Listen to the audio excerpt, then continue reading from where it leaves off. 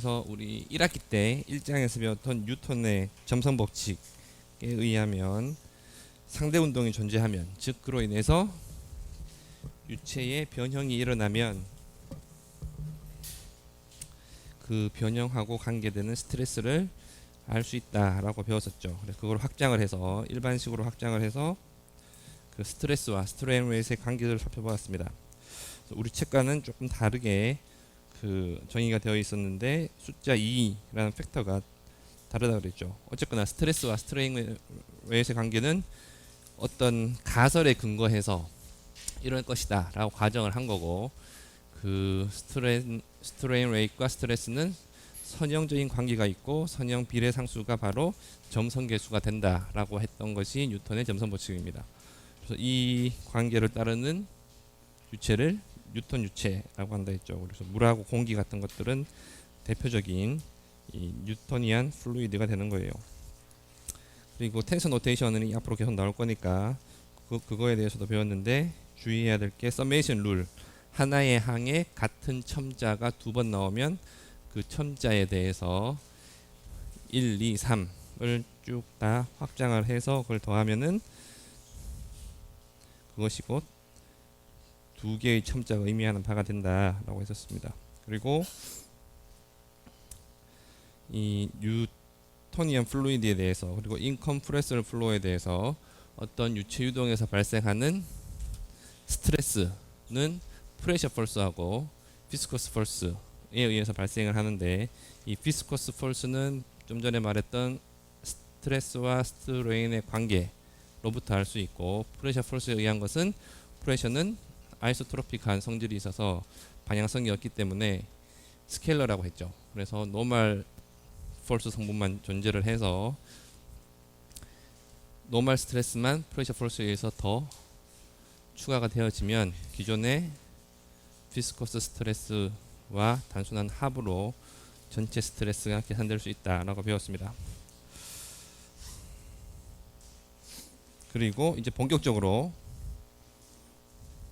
유체 유동에 대해서 세 가지 보존 법칙을 적용을 해서 우리가 구하고자 하는 미지수, 속도죠. 속도 세 가지 성분, 프레셔를 이제 알아보고 있는데, 첫 번째 했던 것이 질량 보존의 법칙이었죠. 그래서 오일러리한 방법으로 미소 컨트롤 발륨을 잡아서 질량 보존의 법칙을 레이놀즈 트랜스포트 디어럼을 써서 적용을 해봤더니 컨티뉴이티 이퀘이션 나왔습니다. 그래서 마지막에 조금 빠르게 진행을 했었는데, 컨티뉴이티 이퀘이션을 표현하는 방법은 여러 가지가 있다라고 배웠었고, 결과적으로 나왔던 것은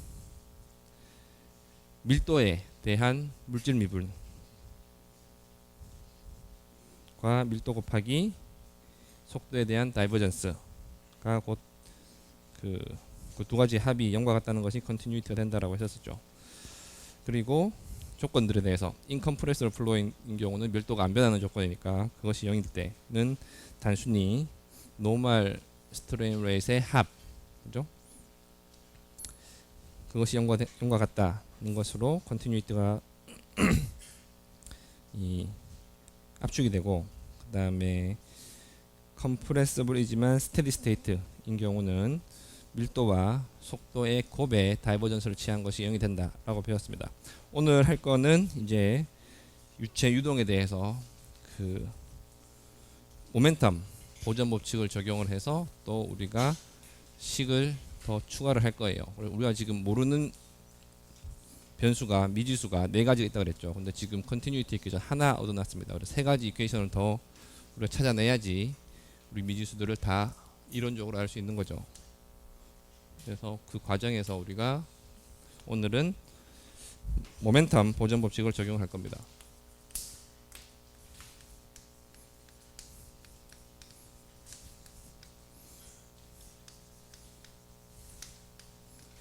지난 시간에는 오일러리안 방법을 써가지고 컨티뉴이티 이퀘이션을 얻어냈으니까 이번에는 라그란지안 방법을 한번 써보죠.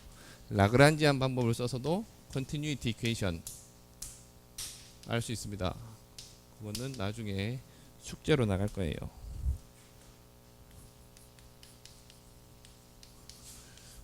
오일러리안 방법을 써서 모멘텀 이퀘이션 유도할 수 있습니다.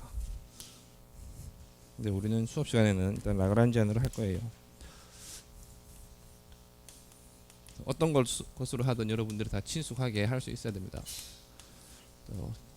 세 축을 이렇게 잡고 라그란지안을 쓰니까 컨트롤 매스를 써야 되죠.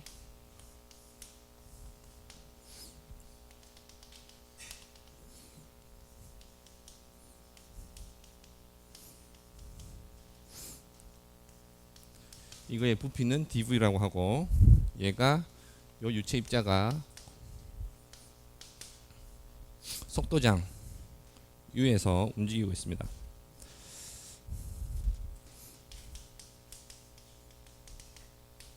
여기 지금 속도장은 velocity field예요. 라그란지안 속도 V가 아니고,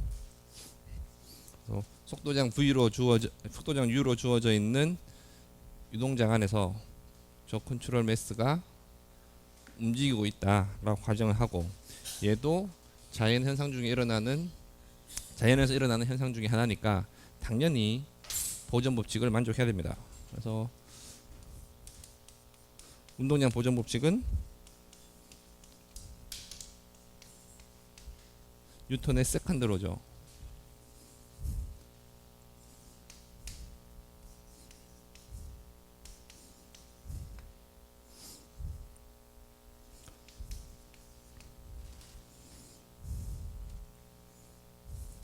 뉴턴의 세컨드 로를 그대로 적용하면 됩니다. 이미 여러분들이 중고등학교 때부터 해왔던 뉴턴의 세컨드 로를 그대로 적용하면 됩니다. 왜냐하면 라그란지안 어프로치를 쓰기 때문에. 그래서 뉴턴의 세컨드 로는 이렇게 주어지죠. 이거의 물리적인 의미가 뭐예요?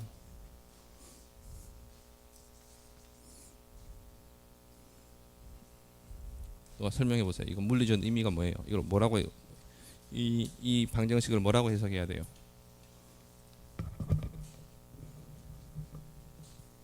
F는 MA는 다 알죠. 모르는 사람 없습니다. 근데 저게 물리적인 의미가 뭐예요? 수도 없이 배워서 알고 있어야 되는데 아무도 몰라요.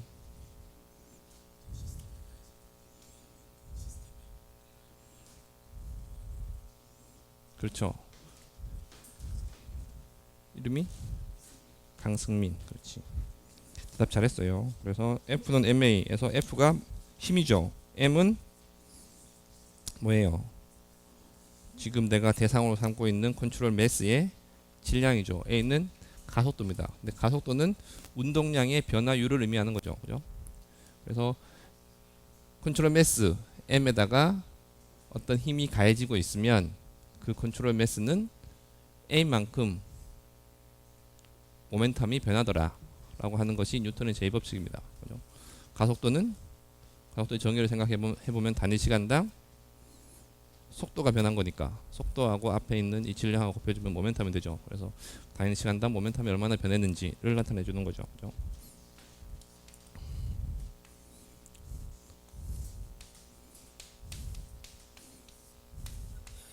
여기 VP라고 하는 것은 이제 라그란지안 속도 VP를 의미하는 거예요.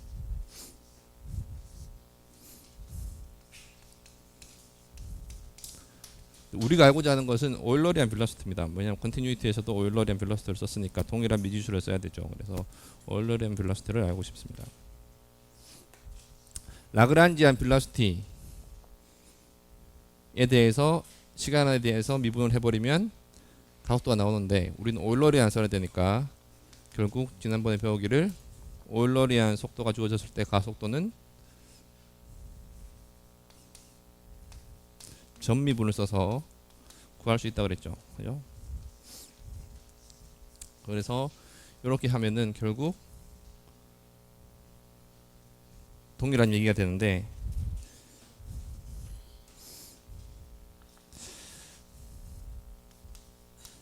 지난 시간에도 배웠고 원래 3장에서 배우는 거죠. 그래서 이 가속도 지금 우리가 이제 이 유체 입자에다가 이 컨트롤 매스에다가 뉴턴의 제2법칙을 적용을 해야 되는데 이미 가속도는 우리가 배워서 알고 있습니다. 속도장 U로 주어져 있을 때 그죠? 가속도는 이렇게 구할 수 있다. 전미분의 정의에 의해서.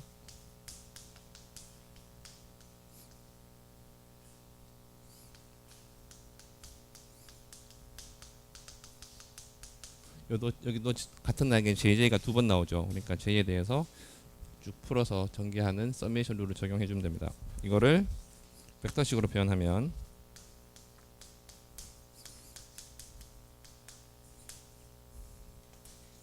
이렇게 되죠. 요거를 먼저 곱해야 되고, 이게 이퀘이션 1.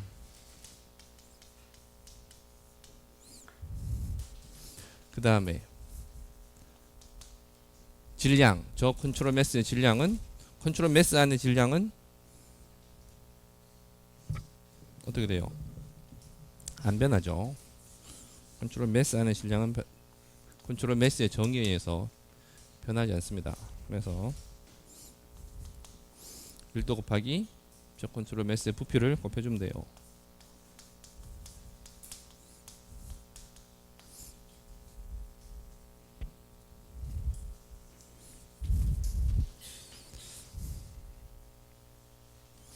그러면 F는 ML을 여기다 적용을 해야 되는데 이제 가속도도 알았고 질량도 알았습니다.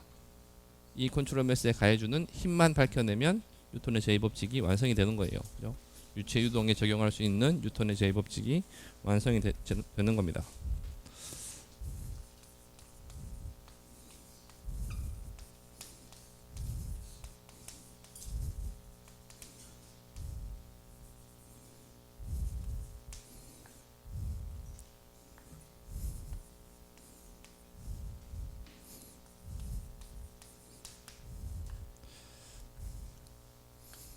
그래서 이미 이것도 우리가 다 배웠습니다. 1학기 때 다 배우기를, 유체이동에 작용하는 힘들은 크게 나눠보면 서피스 펄스하고 바디 펄스 두 가지로 나뉩니다. 서피스 펄스는 FS로 표현하고 바디 펄스는 FB로 이렇게 표현하면, 대표적인 서피스 펄스가 바로 스트레스죠. 그죠? 점성 마찰에 의한 스트레스. 마찰은 표면에다가 힘을 전달해서 생겨나는 거니까 당연히 표면력입니다. 스트레스에 의한 펄스, 서피스 텐션.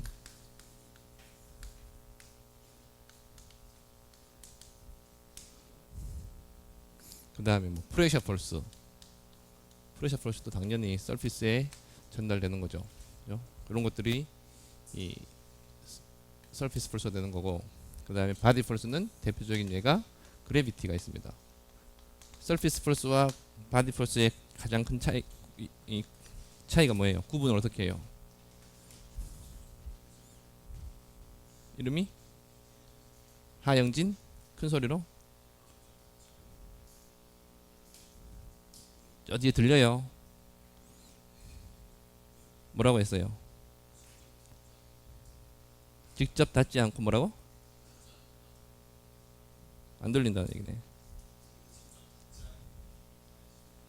그렇죠. 힘을 전달할 때 서로 컨택트를 해서, 접촉을 해서 힘을 전달할 수 있느냐, 아니면은 원거리에서도 전달할 수 있느냐 라는 거죠. 그죠?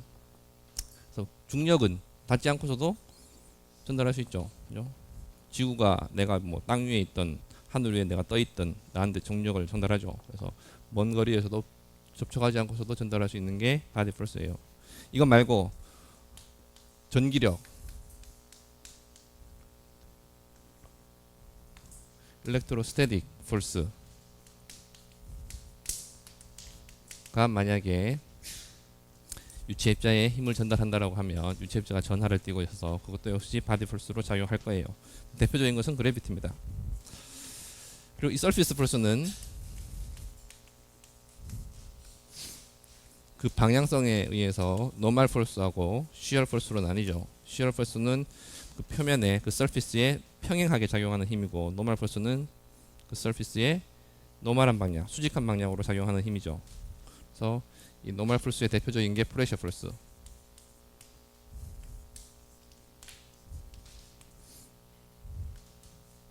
그 다음에 비스코스 펄스 있고, 쉬어 펄스는 오로지 비스코스 펄스만 있습니다.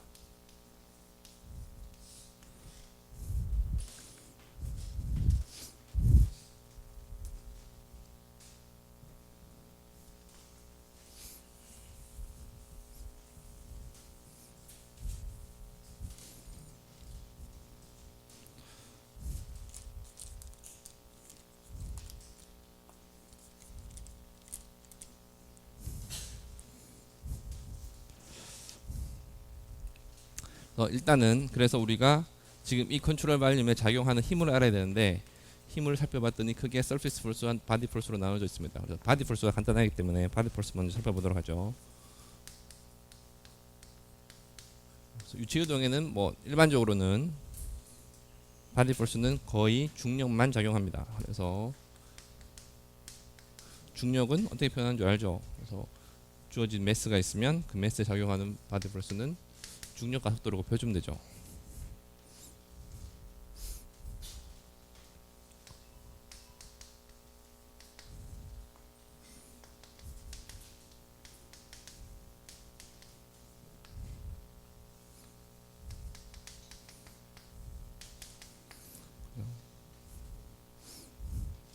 그래서 지금 우리가 폴스를 뉴턴의 제2법칙에 사용할 폴스를 찾고 있는데 바디 폴스는 다 찾았습니다. 이제는 서피스 폴스만 찾으면 뉴턴의 제2법칙을 완성할 수 있어요.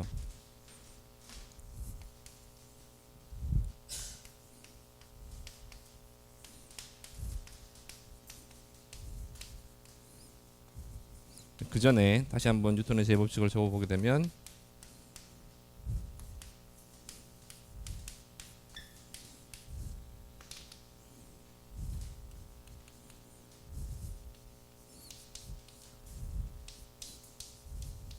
인덱스 노테이션을 적어보게 되면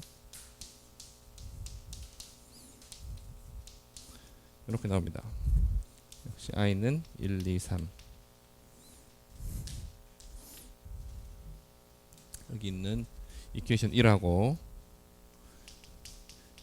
이퀘이션 2하고 다 여기다가 뉴턴의 제2법칙에다 대입을 해서 얘를 이퀘이션 3이라고 합시다. 좌변은 폴스, 서피스 폴스와 바디 폴스. 시그마가 있어야 되는데 시그마 뭐 있든 없든 생략합시다. 그 다음에 질량 m, 그 다음에 가속도 a를 이야기하는 거죠. 그래서 여전히 F는 ma가 되는 거예요. 뉴턴의 제2법칙.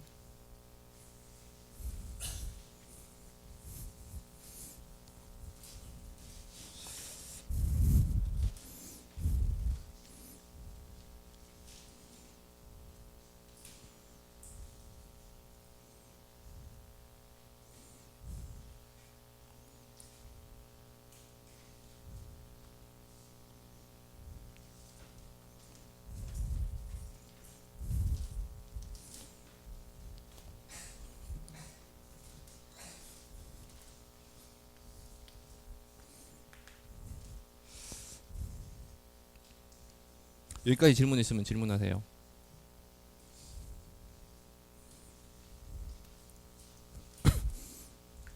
그래서 지금 전체적으로 이렇게 맥락을 잘 따라와야 돼요. 그래서 우리가 계속 강조했던 것이 유체 유동에서는 속도장하고 프레셔만 알면 내가 필요한 모든 물리량들은 다 계산할 수 있는데 그 속도장하고 프레셔를 알기 위해서 유체 입자가 움직일 때 걔도 보존 법칙을 따를 거니까 그거에 착안을 해서 보존 법칙을 유체 입자가 운동하는데 적용을 하는 거예요. 그래서 질량 보존의 법칙 지난 시간에 적용했고 그래서 이퀘이션 하나 얻었고 오늘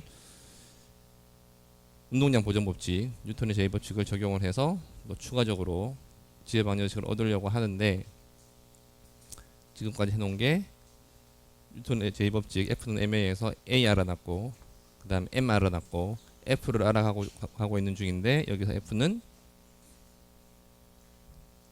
바디 폴스는 이미 알아놨죠. 여기 FB라고 하는 것은 중력 가속도는 이미 알고 있는 값이니까 얘만 알아내면 되는 거예요. 서피스 폴스.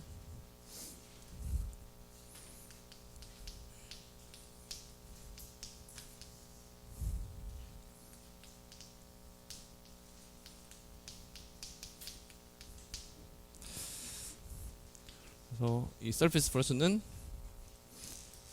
크게 유체 유동에 따라서 복잡할 때도 있고 간단할 때도 있습니다. 일단 간단한 거 먼저 알아보죠. 인비시드 유동이다, 비점성 유동이다 라고 할 때 이 말은 뭐예요? 점성의 효과가 전혀 없는 유동이죠. 그죠? 레이놀즈 수가 아주 높은 유동입니다. 그래서 점성의 효과를 무시할 수 있는 유동인데 점성의 효과를 무시한다는 말이 뭐냐면은 유체 입자들 간에 점성 마찰이 없다는 거예요. 그 말은 힘으로 이야기하면은 비스커스 폴스가 없다는 거죠.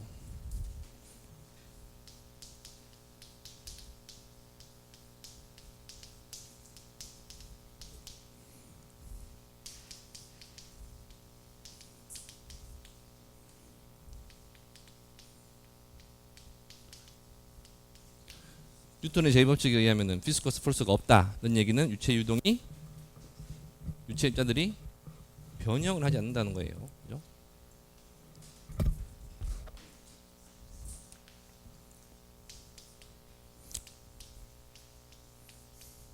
비스커스 폴스에서 변형을 하지 않는다. 시어 폴스가 0이다. 그래서 시어 폴스가 0이면은 변형 중에 각 변형이 없는 거죠. 그죠? 각 변형은 시어 폴스에 의해서 발생한다 그랬으니까 선 변형, 리니어 데포메이션 같은 경우는 노멀 폴스에서 생겨나죠. 근데 노멀 폴스는 좀 전에 살펴본 바와 같이 프레셔 폴스도 있고 비스코스 폴스도 있습니다. 근데 이 중에 비스코스 폴스가 없다는 거예요. 그 말은 유일하게 작용하는 것은 노멀 폴스로 작용하는 것은 프레셔 폴스만 있다는 거예요. 그래서 시어 폴스는 0이 되고 노멀 폴스는 오로지 프레셔 폴스에 의해서만 발생되는 그런 유동이 바로 인비시드 유동이 되는 겁니다. 비점성 유동.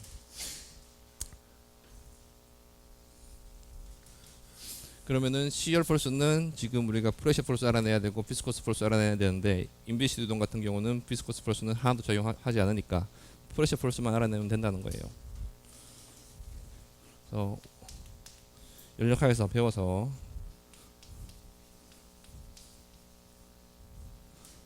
알 수 있을 수도 있는데 프레셔 폴스는 말 그대로 폴스예요. 프레셔는 스케일러죠. 프레셔 폴스는 폴스니까 벡터예요. 그죠? 그래서 프레셔에서 프레셔 폴스를 어떻게 구하느냐. 미소 면적 dA가 있다라고 하면은 미소 면적 dA가 주어져 있으면 이 dA에 가해지는 프레셔 폴스는 마이너스 P라고 표주면 됩니다. 왜냐하면 프레셔는 압축을 기본으로 하기 때문에 누르려고 하는 성질이 있으니까 바깥 방향을 플러스 방향으로 하기 위해서 이렇게 정의하기를 이렇게 정의합니다. 지금 A라고 하는 DA라고 하는 미소 면적이 위치한 곳에 프레셔가 있죠. 그죠? 연력학적 압력 프레셔가 있습니다. 그 프레셔가 DA에 가해주는 힘은 프레셔에다가 면적을 곱하는 거죠. 근데 방향이 안쪽으로 누르는 방향이기 때문에 프레셔는 근데 우리가 힘을 할 때는 보통 바깥쪽으로 당기는 거를 플러스로 하기 때문에 여기다가 마이너스를 붙여주는 거예요. 그래서 프레셔 폴스는 벡터가 되는 거예요. 얘는 스케일러고 면적은 크기와 방향이 있죠. 그 면이 플러스 x를 향하냐 마이너스 x를 향하냐 플러스 y를 향하냐 이런 식의 방향이 있죠. 그래서 면적은 벡터이기 때문에 벡터 곱하기 스케일러 하면은 벡터가 되는 거죠. 그죠? 그래서 프레셔 폴스는 벡터고 프레셔는 스케일러가 되는 거예요. 그래서 여러분들 우리말로는 둘 다 압력이라서 헷갈릴 수도 있겠지만은 분명히 프레셔 폴스하고 프레셔는 구분을 해야 됩니다.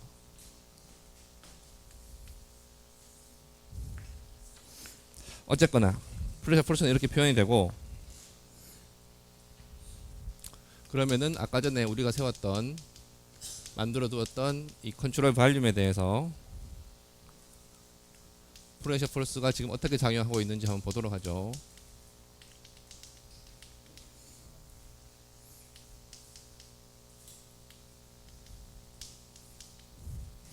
이 컨트롤 매스예요. 그래서 왼쪽 면에 작용하고 있는 프레셔가 P라고 한다면은 오른쪽 면에는 시리즈 전개에 의해서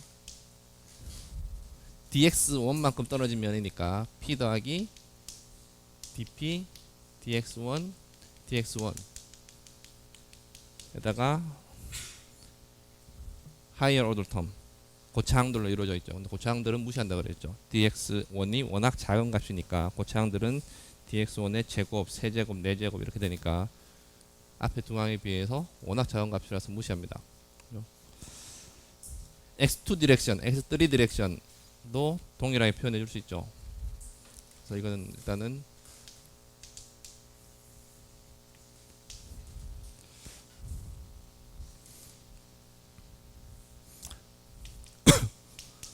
폴스는 방향성이 있으니까 각각의 방향에 대해서 따로따로 한번 생각을 해보면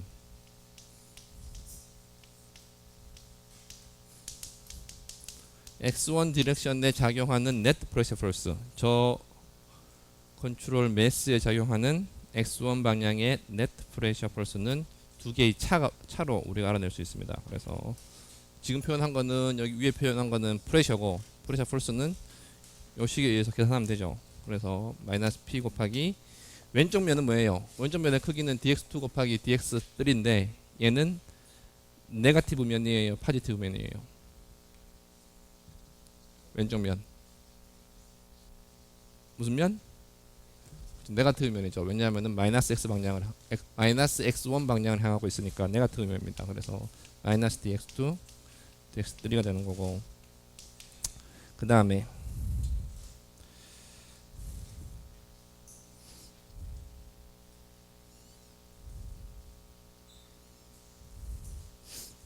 네트 프레셔 펄스로 생각하면 오른쪽 면에는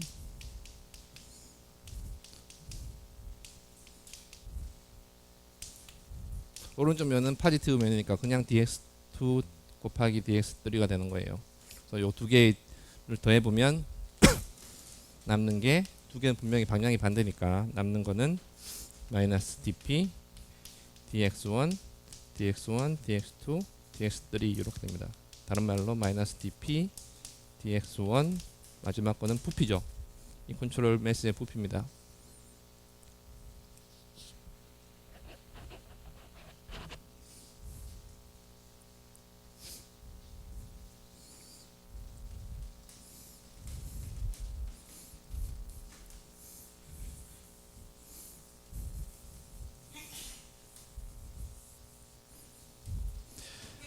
그래서 x1 방향에 대해서 보게 되면 여기 방향성이 있는 것은 x1밖에 없죠. x1 방향에 대해서 dp dx1 dv가 됐으니까 x2 방향에 대해서 똑같이 하면은 다 똑같고 p나 v는 방향성이 없고, 방향성이 있는 건 축만 방향성이 있으니까 x2에 대해서는 x1 대신에 x2가 될 거고 x3는 x3가 될 거예요. 그래서 일반적으로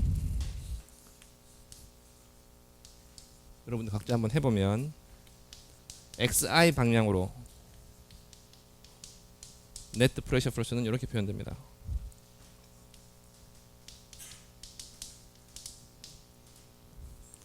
벡터식으로 표현하면은 dpdxi는 그레디언트죠. 이렇게 됩니다.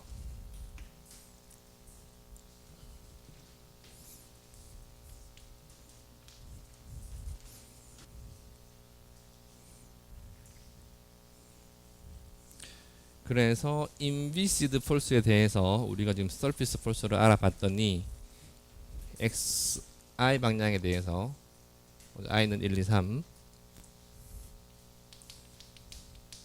이렇게 서피스 폴스가 표현될 수 있다는 것을 알게 된 거예요. 그래서 프레셔가 이제 다시 미지수로 등장을 합니다. 그래서 이 서피스 폴스를 아까 전에 뉴턴의 제2법칙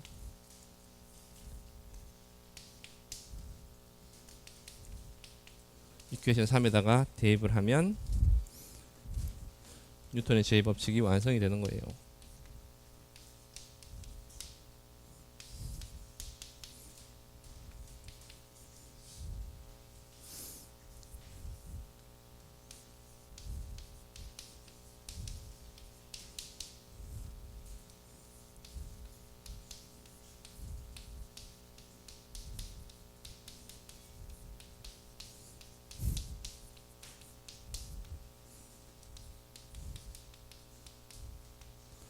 i는 1, 2, 3에 대해서 뉴턴의 제2법칙이 저렇게 완성됩니다.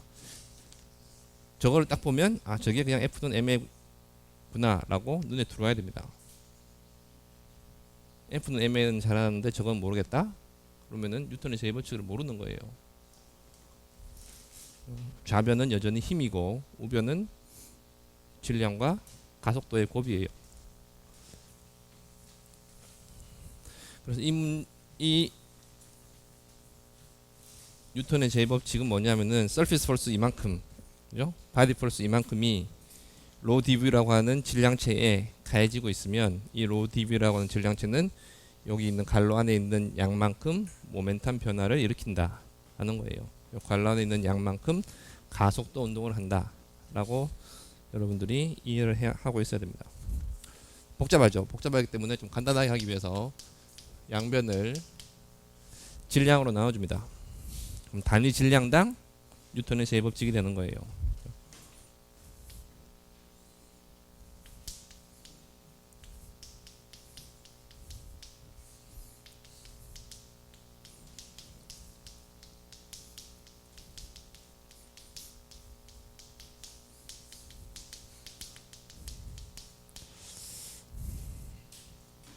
벡터로 다시 써주게 되면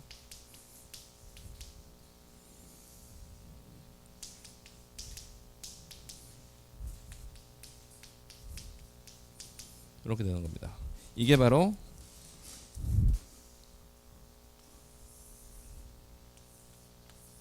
지난 시간에 잠깐 언급되었던 오일러 이퀘이션이에요.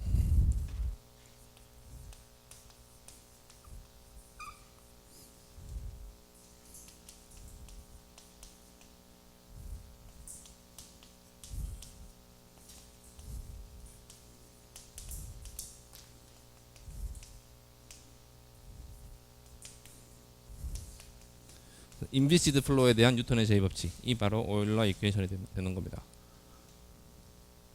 지금 이게 오일러 이퀘이션이 식이 몇 개예요? 이거 하나예요?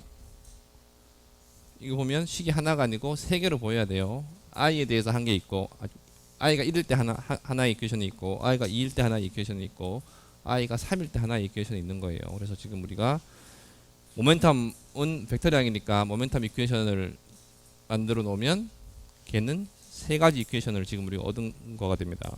그래서 우리가 미지수가 네 가지였죠. 속도 성분 3개, 프레셔 하나, 그죠? 식도 이제 네 가지가 된 거예요. 그죠?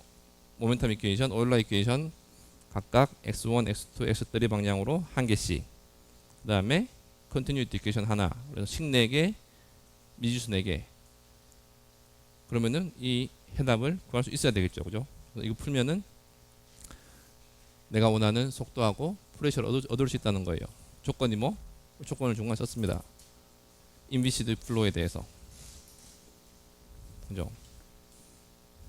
인비시드 플로우에 대해서는 지금 현재 우리가 프레셔하고 속도를 알아낼 수 있다는 거예요. 지금까지 배운 지식으로.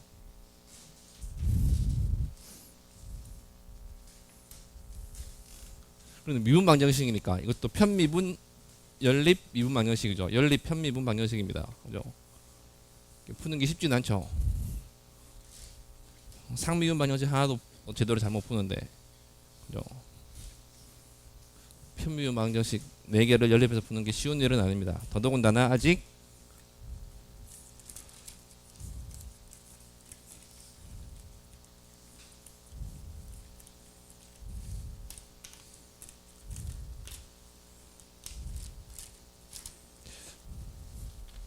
이 방정식을 풀기 위한 이니셜 컨디션, 바운더리 컨디션이 안 주어져 있죠. 그것도 찾아야 됩니다. 그 전에 이게 지금 세 가지 이퀘이션이라고 하는데 세 가지 이퀘이션이 어떻게 되는지 한번 예를 들어 보도록 하죠.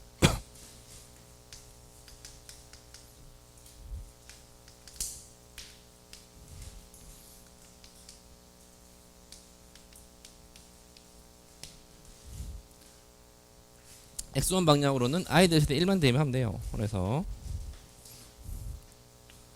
우변 먼저 적어보게 되면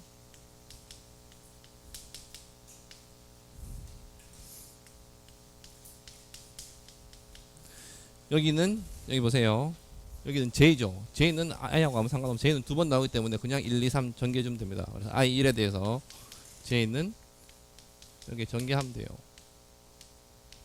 i하고 상관없이. 그래서 u1, du1 이렇게 되는 겁니다. 이게 가속도고, 그죠? x1 방향의 가속도 성분이고, 이게 뭐가 같으냐?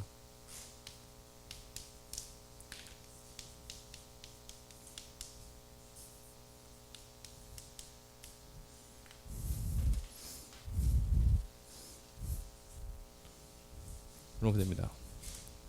x1 방향으로 좌변만큼 가속도 운동을 하고 있고 우변만큼의 힘이 가해지고 있는 거예요. 질량 어디 갔어요? 질량 이거 나눴죠. 지금 아까 여기서 나눴기 때문에 단위 질량당 컨트롤 매스에 대해서 요만큼의 x1 방향으로 요만큼의 x1 방향으로 가속도 운동을 하는 거고 요만큼의 힘이 가해지고 있는 거예요. 여기 바디 폴스가 FB1인데 이 x1 방향으로 중력이 작용하고 있으면 얘는 9.81이라고 하는 값을 가질 것이고, 그죠? 다른 방향으로 뭐 x3 방향으로 예를 들어서 중력이 작용하고 있다. 그럼 이 값은 그냥 0인 거죠, 그죠? 없는 거예요. 그래서 x1 방향으로 작용하고 있는 중력의 힘만큼만 고려해 주면 됩니다. x2 예.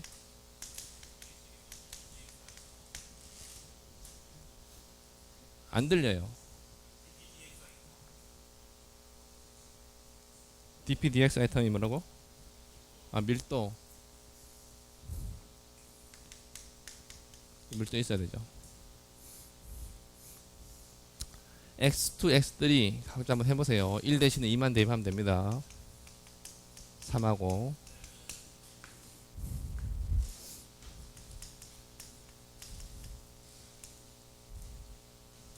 그래서 이 오일러 이퀘이션 세 가지 디퍼런셜 이퀘이션으로 구성되어 있죠. 그죠? 하고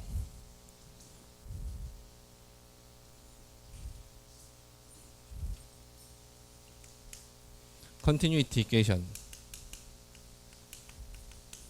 풀기 위해서는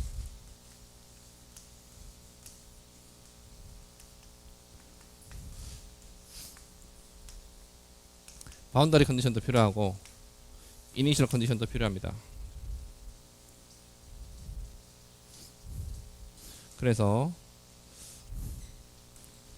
한번 생각을 해보면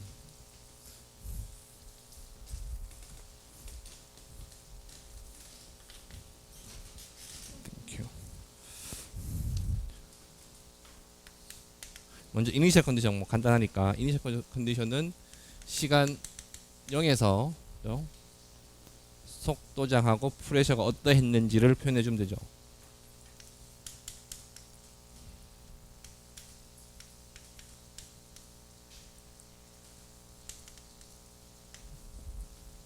그래서 이 이퀘이션을 풀려면 지회 방정식 4개, 미지수 4개를 풀려면 일단 기본적으로 이니셜 컨디션은 주어줘야 됩니다. 그래서 초기 조건에서 프레셔하고 속도는 알아야 되고 바운더리 컨디션도 알아야 됩니다. 내가 지금 어떤 관심을 갖고 있는 형상이 있겠죠. 지금 미소 컨트롤 매스이긴 하지만은 미소 컨트롤 매스가 사실에 관심이 있는 게 아니고 그 미소 컨트롤 매스가 속해 있는 어떤 유동 시스템이 있겠죠. 그 유동 시스템에 대해서 관찰을 한 다음에 그 유동 시스템에 걸맞는 바운더리 컨디션을 여러분들이 찾아서 부여를 해주는 거예요. 그게 모델링입니다. 그런데 이 오일러 이퀘이션을 쓴다라는 얘기는 내가 점성의 영향을 무시하겠다. 인비시드 플로우니까, 그죠? 그렇기 때문에 바운더리 컨디션은 슬립 컨디션이 되어야 돼요. 그래서 고체 표면하고 유체 사이의 경계에서 속도가 슬립을 일으킨다, 노슬립이 아니다 라는 슬립 조건을 줘야 됩니다. 안 그러면은 틀려요.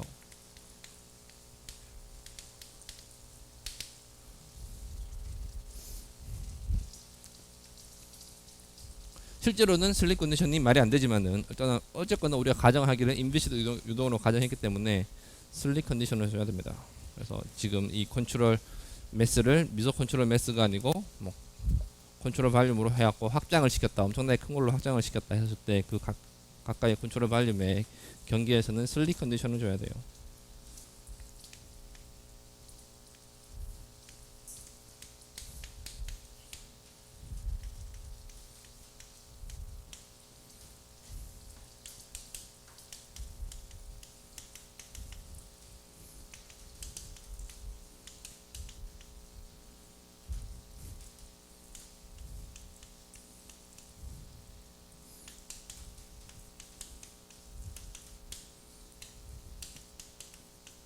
우리가 인비시드라고 가정을 했기 때문에 바운더리 컨디션도 인비시드 조건, 즉 슬립 컨디션을 써야 됩니다. 그래서 이것만 여러분들이 찾아서 바운더리 컨디션으로 어사인을 하면 이제 저거 푸는 거는 수학의 영역이죠. 공업 수학에 배운 거 실력으로 풀든지 편미분 방정식 푸는 걸로 풀든지 도저히 안 된다. 그러면 수치적으로 풀어야 되는 거예요. 슬립 컨디션이라고 한 게 뭐냐?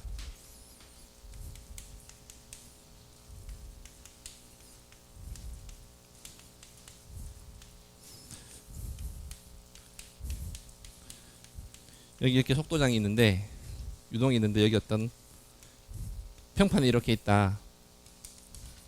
그럼 이 평판 위에 속도 분포를 보게 되면 평판에 맞닿아 있는 이 부분에서도 속도가 존재를 한다는 거예요. 노슬립 컨디션은 평판하고 맞닿아 있는 부분에서 속도는 0이고 속도가 점차 이렇게 증가하는 거죠. 근데 슬립 컨디션은 여기서 이 고체 표면에서도 속도가 있다는 거예요.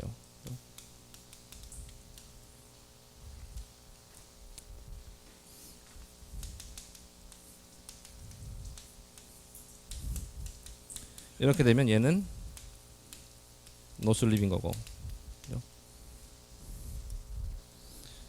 저렇게 풀어도 오일라이 기회에서 써서 이렇게 풀어도 물론 고체 경계 근처에서의 속도장은 실제와는 다른 값을 얻을 거예요. 하지만은 고체 경계에서 조금 벗어난 이쪽 영역에서는 실제 속도와 동일한 속도를 얻을 수 있다는 겁니다. 내 가정이 맞는 곳이 이쪽의 가정이 맞는 거, 이쪽은 인비시드 영역이니까 맞을 거고 이쪽은 비스코스 영역인데 내가 억지로 인비시드로 가정을 썼으니까 이 영역에서 얻는 해답은 실제와는 다를 것이지만은 비스코스 효과가 거의 실제로 없는 이쪽 영역에서는 오일러 이퀘이션 풀어서 얻었던 속도장이 실제와 같을 거라는 것을 우리가 상상할 수 있죠. 그래서 정리를 해보면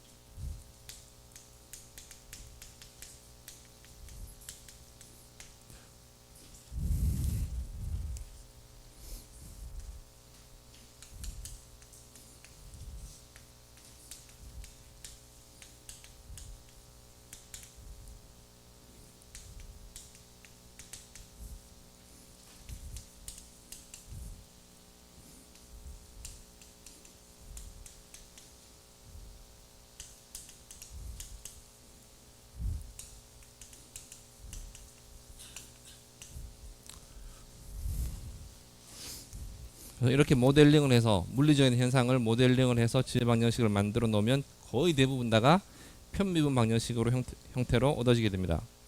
이렇게 얻어진 지혜 방정식을 에 대해서 내가 해를 구하기 위해서 여러분들이 수학을 배우는 거예요. 공업 수학을 배우는 거예요. 수학 따로 물리 따로가 아니고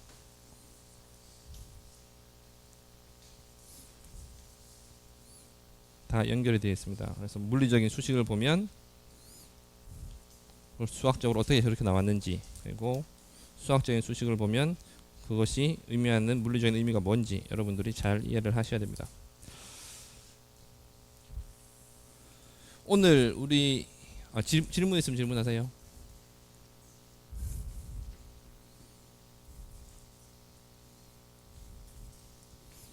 질문 없어요.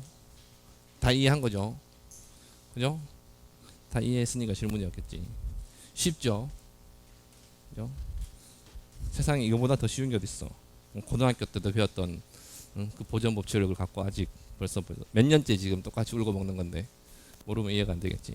모르면 말이 안 되겠지.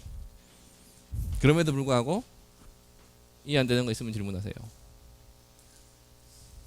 지금 아니면 기회가 없습니다. 그래서 여러분들이 공부를 잘하려면 그날 배운 거 그날 복습해야 돼. 그날 이해가 안 됐다 수업 시간에 그날 책을 들여다보면 제일 이해가 잘 돼요. 그 이튿날 들여다본다. 그 전날 봤었으면 1시간 만에 이해할 걸 한 2시간 봐야 됩니다. 그 다음날 본다. 3시간 걸리고 일주일 내에 본다. 뭐 7시간 걸리고 한 달 뒤에 본다? 절대 이해 못해요. 그래서 제일 공부를 효과적으로 잘할 수 있는 방법이 뭐냐? 수업 시간에 집중해서 최대한 수업 시간에 많이 이해하려고 노력을 하고, 그죠? 그래서 내가 하는 얘기에 대해서 집중을 해서 최대한 이해하려고 노력을 하고, 이해가 안 된다? 질문하는 거예요. 수업 시간에. 그게 제일 빠릅니다. 그럼에도 불구하고 이해가 안 된다? 그날 복습을 해야 돼요. 그러면은 여러분들이 훨씬 더 여러분들의 시간을 자유롭게 쓸 수 있습니다. 여유롭게 쓸 수 있습니다. 이게 공부하는 팁이고, 오늘 이따 오후에 우리 그 대학원 설명회합니다. 대학원이 우리가 지금 기계공학과, 기계설계학과, 자동차공학과 이렇게 나눠져 있는데, 기계공학과 대학원 설명회를 지난 학기도 했고 이번 학기도 하죠. 그래서 3, 4학년의 대상이니까 꼭 참석하세요. 꼭 참석하시고, 대학원에 진학을 하지 않을 학생들은 더 참석하세요. 왜 대학원에 진학을 해야 되는지에 대해서 주로 이야기를 합니다. 대학원에 진학하면 뭐가 좋은지, 그게 뭐 우리 학교 대학원에 대한 얘기가 아니고, 여러분들이 공부를 더 하게 되면, 기계공학이라는 학문을 대학원 가서 하게 되면 뭐가 달라지는지에 대해서 설명을 하기 때문에, 대학원에 올 생각이 없는 학생들일수록 꼭 한번 들어보세요. 그리고 올해부터는 특히 대학원 설명회를 그냥 설명회만 하는 게 아니고, 그 끝난 다음에 이제 오픈 랩을 합니다. 연구실을 오픈해갖고 여러분들이 원하는 연구실을 방문을 해서 거기서 있는 대학원생들, 교수님들하고 심도 있는 이야기를 할 수 있도록 오픈 랩을 기획을 했습니다. 그래서 훨씬 더 예년에 비해서 그 풍부한 얘기들이 오갈 수 있을 거예요. 그리고 특히나 올해는 우리 학교 대학원이 아주 그 시련이 큽니다. 그래서 BK도 안 됐고, 그죠? 그다음에 중앙일보 평가, 뭐 QS 평가 이런 거 지금 다 지금 안 좋죠. 그래서 우리 학과 입장에서는 억울한 부분이 많아요. 억울한 부분이 많은데 그걸 내가 여기서 일일이 수업 시간에 학생들한테 설명할 수는 없고, 외부에서 바라보는 것이 상당 부분 우리 학교의 지금 현재 역량을 잘 반영하고 있겠지만은, 우리 학과는 특히 공대 쪽은 그 외부에서의 평가하고 실제로 돌아가는 거하고는 다소 차이가 있습니다. 우리 BK도 우리 과 같은 경우는, 대학원 기계공학 같은 경우는 원래 되는 걸로 돼 있었어요. 그죠? 평가 결과는 되는 걸로 돼 있었는데 마지막에 어떠한 이유에 의해서 순위가 뒤바뀐 거예요. 그래서 그런 부분들이 있는데, 그런 부분, 억울한 부분들이야 뭐 억울함으로 남는 거고, 하여튼 결과는 그렇게 나왔지만은 실제로 대학원 기계공학과 상황이 어떻다라고 하는 거에 대해서도 오늘 이야기가 나갈 거고, 여러분들이 궁금해하는 것, 우리 학교 대학원, 기계과 대학원 BK 안 됐는데 그러면은 거기 가면 안 되나, 가야 되나 말아야 되나 고민하고 있는 친구들 오늘 와서 뭐 묻고 싶은 것 허심탄회하게 다 물어보세요. 그래서 이 부분은 지금 녹화가 되고 있기 때문에 내가 함부로 말도 못 하겠고, 총장한테 하고 싶은 얘기도 많고 학교에다가 하고 싶은 얘기도 많지만은 녹화가 되고 있죠, 그죠? 수업도 해야 되고. 근데 일단은 녹화 안 할 거니까 뭐 여러분들 묻고 싶은 얘기 있으면은 다 편하게 물어보시면 됩니다. 그래서 꼭 참석하세요. 아시겠죠? 꼭 참석하세요. 아시겠죠? 3시, 4시부터 합니다. 4시부터 하고, 4시부터 1시간 정도 대학원 설명회 하고, 5시부터 이제 오픈랩으로 해서 여러분들 원하시는 연구실로 찾아가면 돼요. 오픈랩이 얼마만큼 진행이 될 거냐, 그거는 각 연구실별로 다를 거예요. 어떤 형식으로 진행이 될 거냐, 그것도 연구실별로 다를 거예요. 그래서 이번 학기에 한번 오픈랩을 하고, 다음 학기에 한번 오픈랩 또 할 거니까, 뭐 여러분들이 혹시나 4학년 때 진로 결정할 때 기회가 더 있으니까 한번 심도 있게 생각해 보세요. 그래서 실제로 대학원 기계공학과는 BK가 되든 안 되든 큰 걱정은 안 합니다. 뭐 그렇다고 내가 난데 남들이 나에 대해서 이상하게 이야기한다 해서 내가 바뀌는 거 아니잖아요, 그죠? 그게 자존감이죠. 그죠? 그래서 크게 걱정은 안 하는데 여러분들이 동료를 할까봐 그게 걱정이에요. 자, 질문 없어요? 예.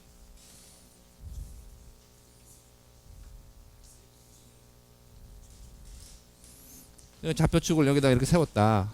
이게 y 방향이다. 그럼 y가 0인 지점에서 속도가 0이 아니고 y가 0인 지점에서 이 속도가 뭔지를 내가 어사인을 해야 된다는 거예요. 경계에서 지금 미분방정식을 풀려면 경계 조건이 필요하잖아요. 경계를 내가 준다는 거예요. 경계를 잡는 건 내가 잡는 거니까. 내가 관심 있는 부분에 경계를 잡는 거니까. 무한대 쪽에서 속도가 어떻게 되고 y가 0인 지점의 속도가 어떻게 되고.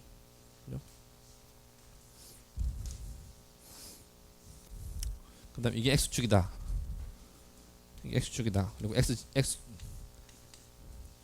y축 여기고 x가 0인 지점 이 지점이다. 그럼 이 지점의 속도는 인커밍 속도니까 지금 이 평판 위로 올라오는 이 속도니까 이 속도는 일반적으로 내가 어사인 해주는 속도죠. 이게 비행기 날개 끝이다. 그러면 비행기가 날아가는 속도가 예를 들어서 뭐 800km/h다. 그러면은 그건 이미 요 지점의 속도는 내가 어사인을 해주는 거죠. 경계 조건을 내가 준다는 거예요.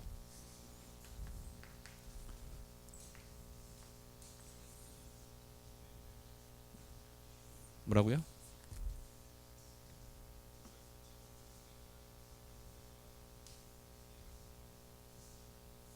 예.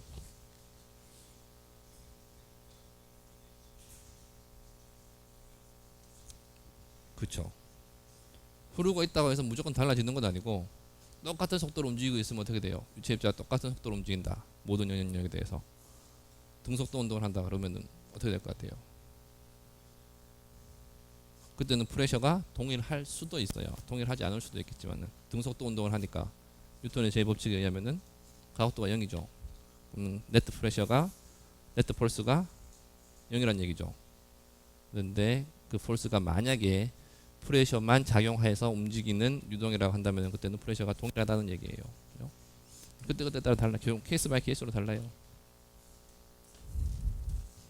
예.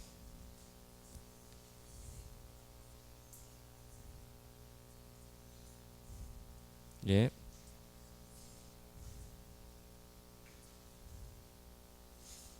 이 문제는 노슬립이라고 하면은 이게 논리가 안 맞는 거죠. 슬립이라고 가정하고 지대방정식을 유도를 했는데 노슬립 컨디션을 주면 완전히 그냥 다른 답이 나오겠죠. 말이 안 되게 내가 문제를 셋업을 한 거죠. 예.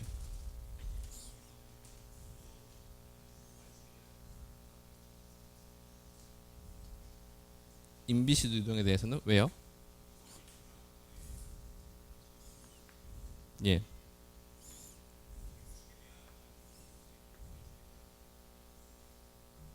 지금 요 예제에서는 그럴 거예요. 그렇게 될 거예요. 근데 만약에 이제 지하미터를 단순해서 그렇지 여기 뭐 예를 들어 다른 어떤 고체 물체가 있고 뭐 여기 뭐 동그라미 같은 어떤 실린더가 있다. 그때는 또 다른 얘기가 되겠죠.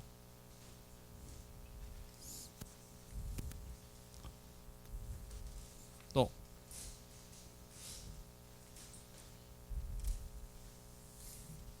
그러면 이번에는 인비시드 플로우의 반대인 비스커스 플로우일 때 뉴턴의 제 법칙이 어떻게 표현될 수 있는지 보도록 하죠. 딴 거는 똑같고, 그죠? 바디 펄스까지는 똑같고, 서피스 펄스만 이제 다시 고려해 주면 됩니다.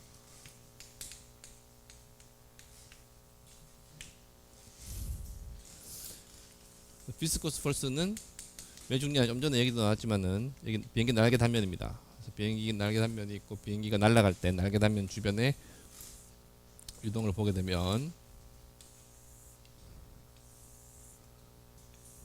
이런 식으로 흐름을 보이는데 그냥 스무트하게 잘 넘어가는 것 같죠. 하지만은 이거 레놀드 수도 엄청나게 높습니다. 그래서 기본적으로 인비시드 유동인데 아무리 레놀드 수가 높다 하더라도 고체 경계면 부근의 얇은 층 안에는 점성의 영향이 지배적으로 나타나는 그런 영역이 있다. 그거를 경계층이라고 하고 우리가 10장에서 배운다고 그랬죠. 11장에서 배운다고 그랬죠. 그 경계층 안에 속도 분포를 이렇게 한번 자세히 들여다보게 되면 이게 날개 표면이라고 하면 여기서 속도 분포가 이렇게 된다는 거예요. 급격하게 속도가 0에서부터 어떤 인비시드 영역의 빠른 속도까지 올라간다는 거예요. 비행기가 저기 하늘에 날아갈 때 이제 한 시속 한 800km 정도로 날아가는데 속도 0에서부터 시속 800km 엄청난 속도죠.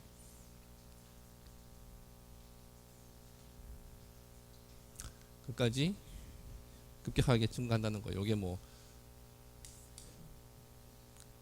경계층이 커봤자 이 경우에 뭐 십수 센치, 10cm, 20cm 정도밖에 안 됩니다. 그 짧고 얇은 층 안에서 그렇게 빠른 속도의 변화가 일어난다는 거예요. 엄청난 상대 운동이 존재하는 거죠. 유체 뼈들 사이에. 여기서 엄청난 스트레스가 발생하는 거고, 이것 때문에 비행기는 항력을 받아갖고 그 항력을 이기기 위해서 열심히 연료를 태워서 추진을 해야 되는 거예요. 그래야지 날아가니까. 그래서 아주 얇은 층이고, 그래서 옛날에는 무시했지만은 무시한 결과로 여러 가지 다른 모순들이 발견이 되니까 이제 이거에 대해서 본격적으로 연구를 해서 이 바운더리 레이어 띠어리라고 하는 것이 생겼고, 그것이 오늘날 유체역학의 기본적인 이론적 토양이 된 겁니다. 그래서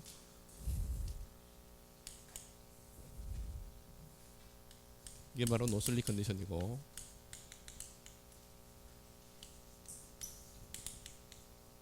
여기에 경계층이죠. 바운더리 레이어.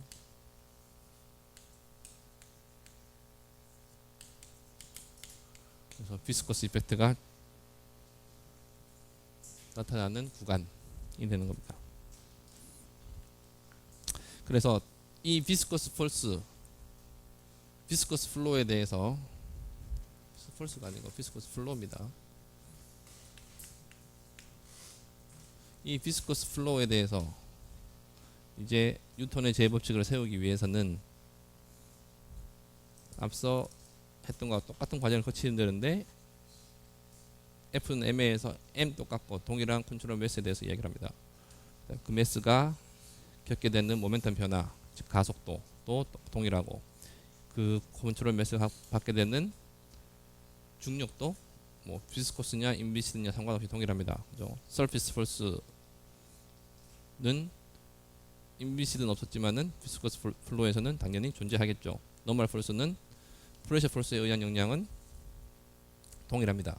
다만 비스커스 플로에서는 비스커스 노멀 폴스에 의한 성분도 함께 고려해 줘야 된다는 거예요. 그래서 쭉 한번 생각해 보면 결국 비스커스 폴스만 찾아내서 더 추가를 해주면, 오일러 이퀘이션에다 추가를 해주면은 비스커스 플로에 대한 지배 방정식이 얻어질 수 있습니다. 그래서 우리가 해야 되는 것은 서피스 폴스만 다시 한번 알아내면 됩니다.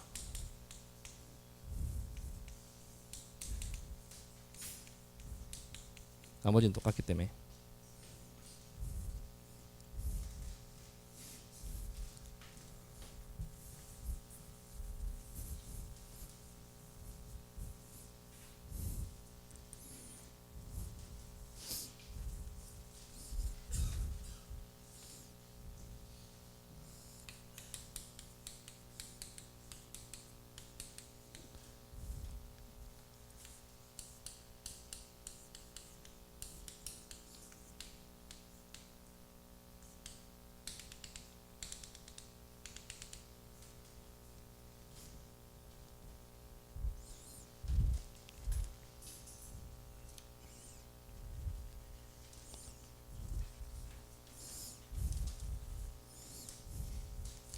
그래서 아까 전에 했던 동일한 컨트롤 매스, 길이는 똑같이 dx3, dx2, dx1으로 주어지는 직육면체고, 복잡하기 때문에 일단 x1 방향으로 작용하는 힘만 표현해 봅니다. 그래서 x1 방향으로 작용하는 힘을 표현을 해보면, x1 방향으로 지금 왼쪽 면에 작용하는 힘을 생각을 해보면, 스트레스를 이어서 표현해 보면 왼쪽 면에 작용하는 노멀 스트레스가 시그마 11이죠. 그죠? 그래서 노멀 스트레스에 의한 힘은 여기다가 면적만 곱해주면 되죠. 그래서 dx2, dx3가 되는 거예요. 왼쪽 면에 이만큼의 노멀 스트레스가 가해지고 있다. x1 방향으로. 그죠? 그럼 오른쪽 면에는 시리즈 전기를 통해서 시그마 11 d 시그마 11 dx1 에다가 dx1만큼 곱해주면 되죠. 잘못됐지? dx1만큼 곱해주고, 그 다음에 면적은 dx2, dx3죠. 그 다음에 역시 고차항들이 있는데 고차항들은 무시하니까 안 적어주고, 그 다음에 아랫면 X면에도 X1 방향으로 힘이 작용하고 있는데 그거는 노멀 폴스가 아니고 쉬어 폴스가 되겠죠. 그죠? 부호 규약에 의해서 스트레스 규약에 의해서 아랫면에는 왼쪽 방향으로 힘이 작용하고 있을 때 이거를 플러스로 보니까 아랫면에 작용하는 이 힘은 아랫면이니까 시그마 2 그리고 x1 방향이니까 2 1이 되는 거죠. 면적은 dx1 dx3가 되는 거고 그죠? 아랫면에 이만큼 작용하고 있다. 윗면은 dx2만큼 떨어진 면이니까 x2 방향으로 시리즈 전개를 해주면 이 윗면에 작용하는 거는 오른쪽 방향이 플러스 방향이니까 d 시그마 시그마 21 더하기 d 시그마 21 dx2 에다가 면적 곱해주면 되죠.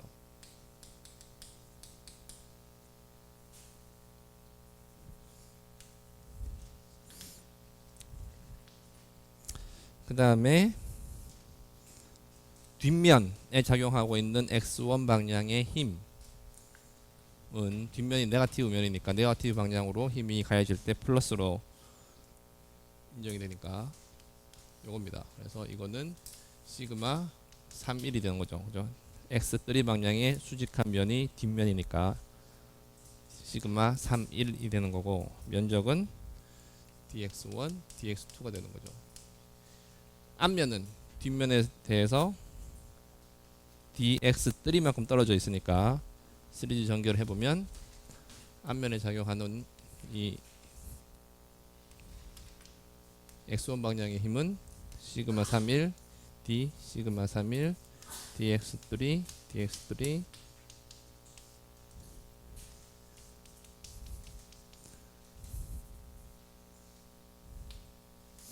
이렇게 됩니다.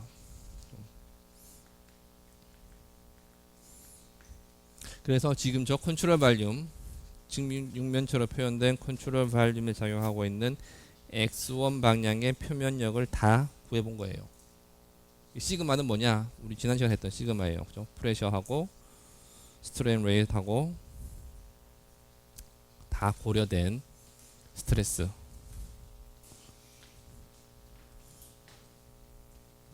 뉴턴의 점성 법칙에서 말했던 그 시그마 스트레스가 되는 거예요.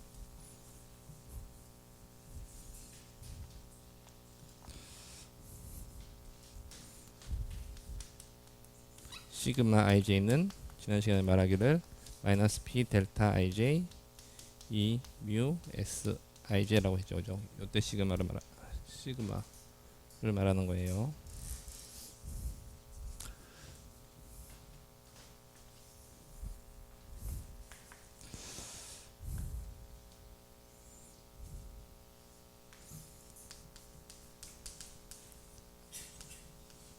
모든 힘이고 x1 방향에 작용하고 있는 모든 힘이고 저거 이제 서로 상쇄되는 부분이 있을 거니까 상쇄되는 거 다 없애고 네트 서피스 포스만 한번 봅시다. x1 디렉션에 대해서 네트 서피스 포스를 보게 되면 서로 뭐 상쇄되니까 저 쭉 다 더해버리면 됩니다. 다 더해버리면은 방향 고려하면서 다 더해버리면 됩니다. 그래서 왼쪽으로 작용하고 있는 힘은 마이너스고 오른쪽으로 작용하고 있는 힘은 플러스니까 남는 게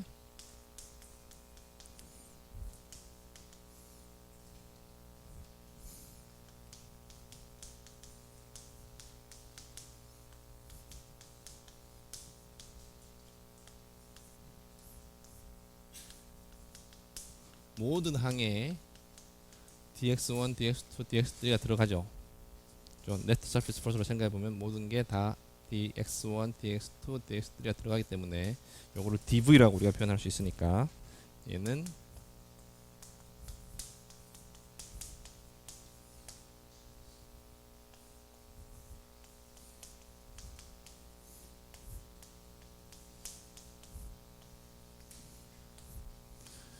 그래서 x1 방향의 네트 서피스 포스를 찾아봤더니 이렇게 나옵니다.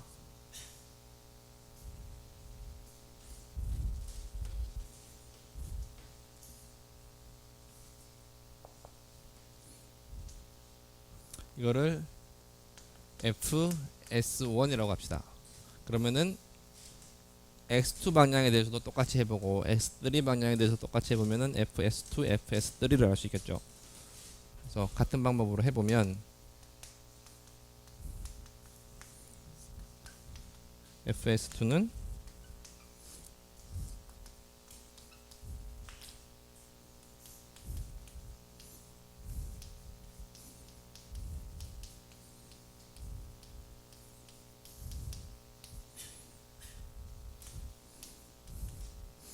이게 숫자가 막 헷갈리면 잘 생각을 해보세요. 규칙이 있어요.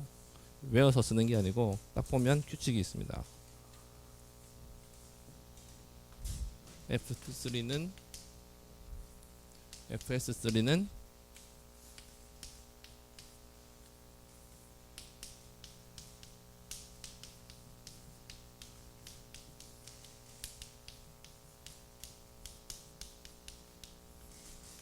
이렇게 표현되죠. 그죠?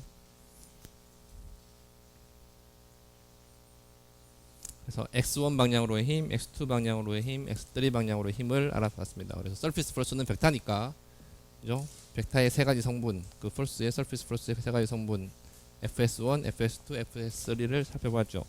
이렇게 다 쓰니까 많죠. 이것만 해도 항이 엄청나게 많죠. 근데 얘를 인덱스 노테이션을 써갖고 간단하게 표현할 수 있습니다. 이거 하지 말자고 인덱스 노테이션을 하는 거예요. 여기 보면 규칙이 있다 그랬죠. 규칙이 뭐예요? 여기 보니까 x1 방향은 여기 끝이 다 1로 끝납니다. 시그마의 두 번째 첨자 1이 끝이 1로 끝나죠. x2 방향은 다 2로 끝나죠. x3 방향은 다 3으로 끝납니다. 이게 벡터로 표현해 주는 거고, 나머지 첨자들은 뭐예요? 하나의 항에 11, 22, 33 여기 들어가 있죠. 이 서메이션 룰로 표현할 수 있다는 거예요. 그죠? 그래서 이거 표현해 보면 그냥 FSI는 임의의 방향 XI에 대해서 surface force는 D 시그마 JI DXJ로 표현할 수 있습니다. JJ는 같은 점자 하나의 항에 두 번 나오는 거니까 서메이션 룰로 해서 표현될 수 있죠. 그리고 이게 X1 성분이다, X2 성분이다, X3 성분이라는 것은 I로 표현할 수 있는 거고, 시그마 정의에 의해서 시그마 안에는 프레셔 폴스도 들어가 있고, 그죠? 얘는 프레셔고 얘는 비스커스 변형이긴 하지만 비스커스 폴스에 의해서 변형하는 거니까 비스커스 폴스, 얘는 프레셔 폴스죠. 폴스는 아니고 폴스하고 연결된 프레셔고 비스커스 폴스하고 연결된 변형이고 그런 거예요. 그래서 저 시그마 안에는 어쨌거나 비스커스 폴스의 항도 들어가 있고 프레셔 폴스의 항도 들어가 있습니다.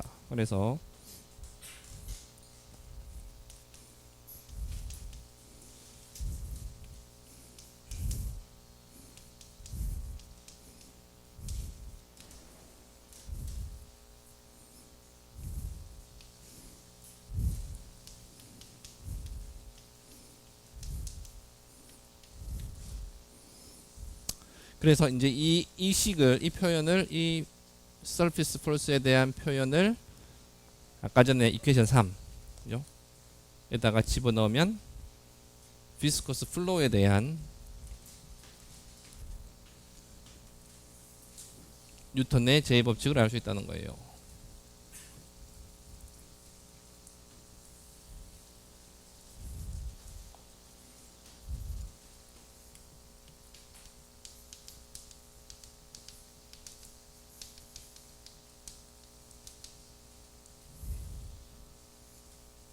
아까하고 마찬가지로 복잡하니까, 식이 복잡하니까 단위 질량당 뉴턴의 제2법칙을 표현하기 위해서 밀도 곱하기 부피로 나눠줍니다. 그렇게 되면 좌변 우변 바꿔서 표현을 해보면 가속도하고는 똑같고